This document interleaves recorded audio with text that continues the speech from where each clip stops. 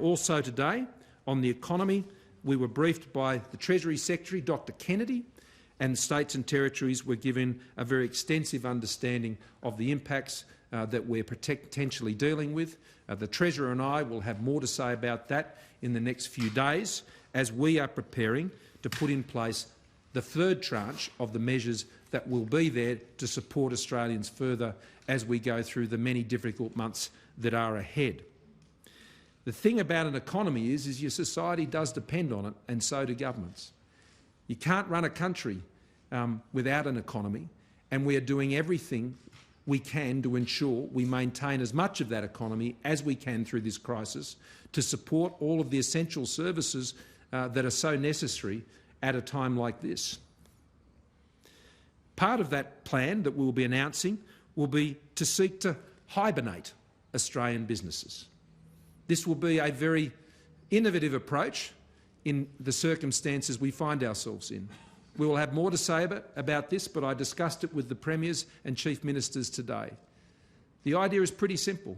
There are businesses which will have to close their doors. They will have to keep them closed, either because we have made it necessary for them to do so, or simply there is just not the business to keep their doors open. We want those businesses to start again.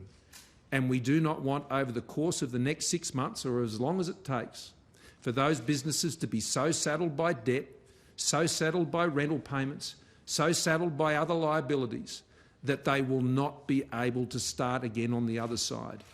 We want these businesses to effectively go into a hibernation, which means on the other side, the employees come back, the opportunities come back, the economy comes back.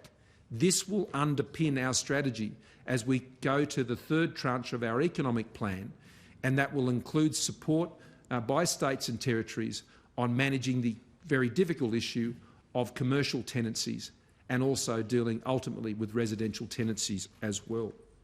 So in conclusion, I thank you for your patience, but I thank you most of all for the great job you've done this week, Australia.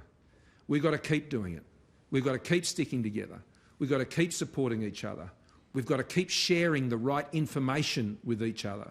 And we've got to stick together and support each other through what I know is becoming day by day a much tougher job for all of us. But we can do it. I'm so encouraged by your reaction this week, as are all the Premiers and Chief Ministers. The next few weeks will be particularly vital. And so we're getting this together at a time when it is most necessary. And your response this week has been simply awesome. Thank you.